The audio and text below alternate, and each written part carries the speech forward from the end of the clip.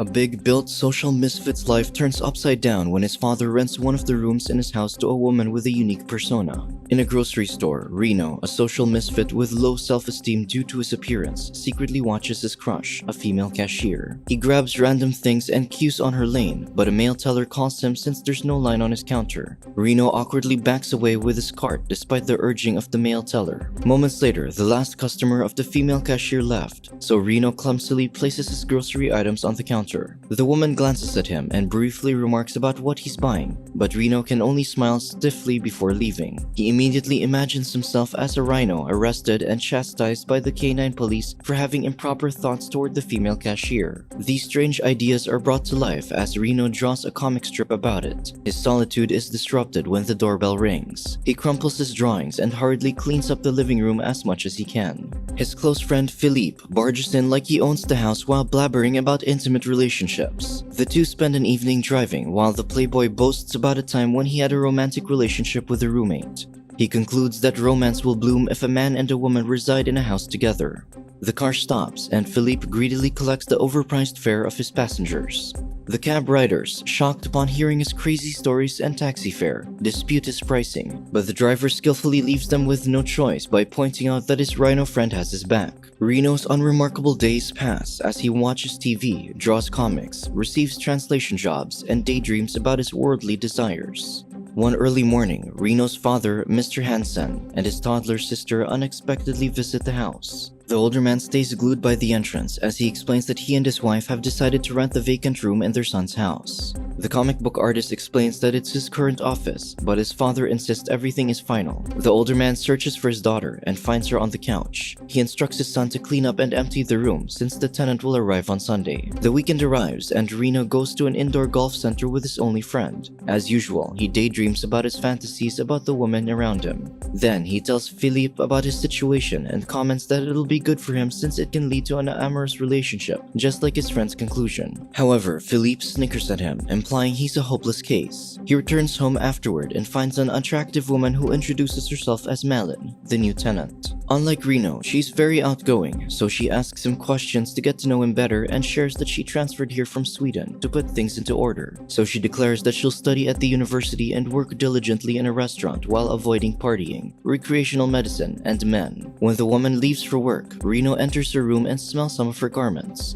Later in the bathroom, he curiously checks Malin's feminine toiletries. Suddenly, the tenant returns home with her friend Sinuva, so he sneakily peeks at them. The guest asks Malin about Reno, so she casually remarks that he's a bit creepy. The house owner hurriedly hides in the bathroom, but the guest enters it, making the situation more awkward. The women soon leave for the beach, so Reno takes the chance to add another lock on the bathroom door. The women return home that evening, and Sinuva introduces herself to Reno. She apologizes for the awkward interaction and urges the man to sit with them. To break the ice, the ladies ask about common German phrases that can be useful to them since Reno's job is language translation. But the man fails to give them an answer and diverts the talk to the TV show flashing on the screen. Unfortunately, the show is a documentary about big-built people sharing their intimate experiences. Realizing the situation, the women try to hold their laughter. Feeling uncomfortable, he excuses himself despite Malin's encouragement to stay. He goes to his office and resumes drawing another episode of his comics entitled Fatso, which shows how he's humiliated because of his size. Late that night, Reno is awakened by the intimate noise created by Malin and a man. Philippe visits his friend the following day to endorse an adult novelty product. Reno panics in embarrassment as his friend conducts the sales talk.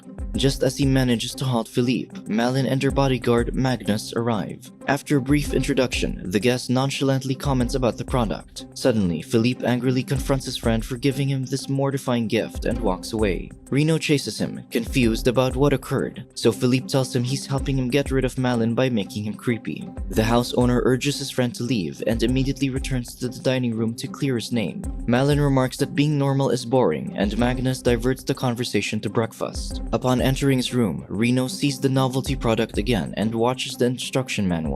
That evening, the house owner fails to sleep peacefully due to the noise in the adjacent room. The next day, Magnus barges into the bathroom without knocking, while Reno is bathing and boasts about Malin's experience in bed. Afterward, the house owner turns disgusted upon seeing his roommate's undergarments in the fridge. Malin arrives and brazenly reprimands Reno for not wrapping his cheese in plastic because her undergarments smell like it. Reno loses his temper and tells her all his complaints, her disgusting actions, accent, and night activities with Magnus. However, Malin teases him for listening to them, so the house owner tells her to leave. The woman taunts him more, so he curses at her before marching to his room. Malin follows him and jeers at him to repeat his curses. Though shocked and confused, Reno continues throwing profanities at her. After a brief silence, Malin tells him to come out, and he sees his dad. Mr. Hansen nonchalantly remarks about the roommates' familiarity with each other and notifies his son that he's taking the deep fryer. Due to this, the hostile atmosphere dissipates and the roommates giggle. When evening comes, they watch TV together. Reno answers Malin's questions about the film, and the woman praises his knowledge before fixing her position on the sofa to sleep.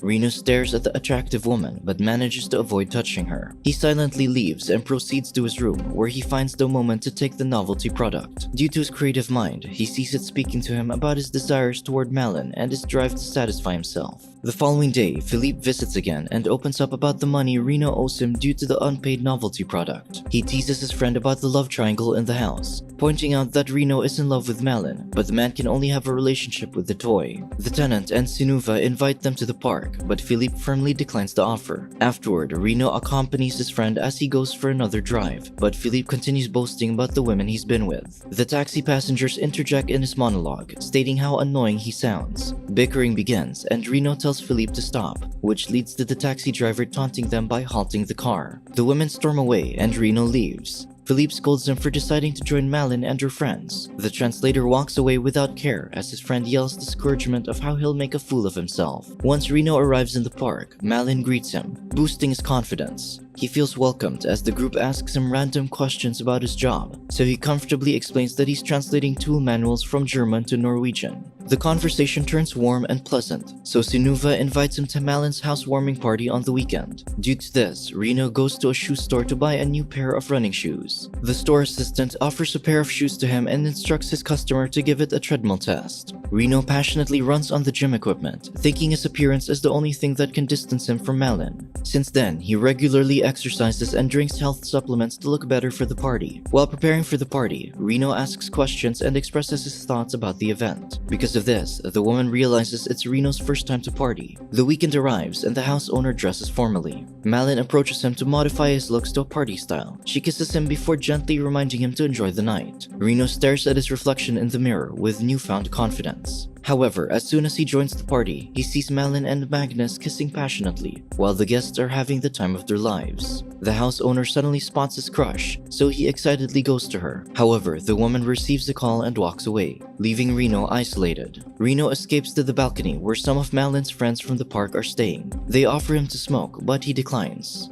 Moments later, Malin sees him and comments on how sad he looks, so she hugs him as consolation. The house owner confesses that his life has turned crazy since he met her, and the tenant responds that she appreciates the safe space around him. Malin drags him to the dance floor to change the mood, and Reno loosens up more. Philippe arrives but turns upset upon seeing his friend happily dancing with the tenant. He immediately mocks Reno's appearance and goes to the kitchen where Malin's friends are hanging out. He deliberately scolds Reno for nothing, so Sinuva interrupts his monologue and tauntingly criticizes his unreasonable temper. The taxi driver jeers at her, but the woman eats his insults and throws it back to him. Therefore, he yells at his friend again before leaving. Afterward, Reno drowns himself in liquor and enjoys the party by trying everything others do. Soon, he goes to the bathroom to take a leak, but he throws up and collapses due to drunkenness with his pants down to his ankles. One of Malin's friends sees him and calls the celebrant to attend to her roommate. Malin asks help from others to fix his clothes and carry him to his room. One day, Reno hangs out with Malin and her friends at the beach as he breaks out of his shell while imitating what they do to have fun. Philippe drives past the area and sees Reno having the time of his life. The translator sees his friend, but he ignores him and resumes basking in his delight. Hours later, Malin spots Magnus with a woman and a child, so she confronts him. Reno watches as the boyfriend tries to hug his tenant, but the lady pushes him away. Malin returns to their group to ask her friends if they know Magnus has a a child with an older woman. Sinuva explains that the relationship is unstable, so there's nothing to worry about. Heartbroken, Malin walks away and Reno follows her. The woman ridicules herself for being blockheaded, but her roommate consoles her by reminding her of her positive qualities. After calming down, Malin declares that she'll live in a celibacy while proposing to help Reno be more outgoing by setting him up on a date to have a girlfriend. Sometime later, Reno dresses his best to meet his blind date. Upon exiting the house, he finds Philippe, who's waiting for him. His friend apologizes for his behavior, but the translator walks ahead and casually informs him he has a date. Philippe cheers him on this time and asks him to give an update tomorrow. Reno enters the restaurant and spots a beautiful woman who seems to be waiting for someone. He immediately approaches her and awkwardly compliments her. The lady becomes uncomfortable and tells him she has a date. Reno confidently introduces himself, thinking she's her blind date, but another woman suddenly calls out to him. The translator turns around to see a woman of a similar size to him. She introduces herself as Nina, his actual date, making the other woman snicker. Moments later, Reno and Nina sit together, but the woman excuses herself to use the bathroom. A man arrives, meeting the beautiful lady Reno has mistaken as his date. The other couple gossip about him, and the translator feels humiliated. When Nina returns, he insults her appearance and pours the drinks onto himself. Instead of getting angry, the woman holds his hand in consolation, but Reno hardly leaves. Late that evening, Malin finally arrives home. Reno harshly confronts her for setting him up with someone like him, saying it's disrespectful. Before sending her away, he enumerates Malin's shortcomings, including her lousy taste toward men. As she leaves, Reno decides to forget all his humiliations and face the world head-on by finding a woman he can finally share his first intimate night with. Therefore, he calls Philippe to drive him to a brothel. His friend jokes about their destination, so Reno taunts him that he has no idea of such places and only brags false stories. To save face, the driver brings him to a bar where female dancers are the main attraction. Reno asks his friend about their next step, but Philippe has no idea, so the translator walks away disappointedly.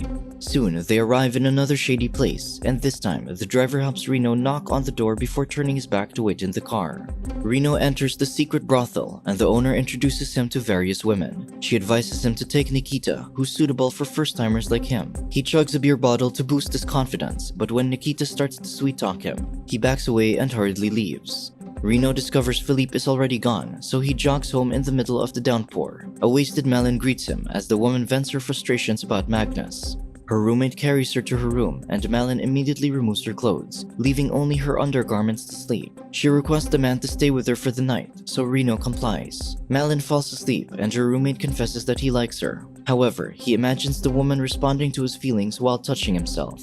The tenant wakes up and catches Reno in the act, so she insults him and throws him out of her room. The house owner returns to his room and finds the tool cutter that he's translating about. Malin follows him, and Reno declares that since he's terrible and disgusting, it's better to remove his manhood.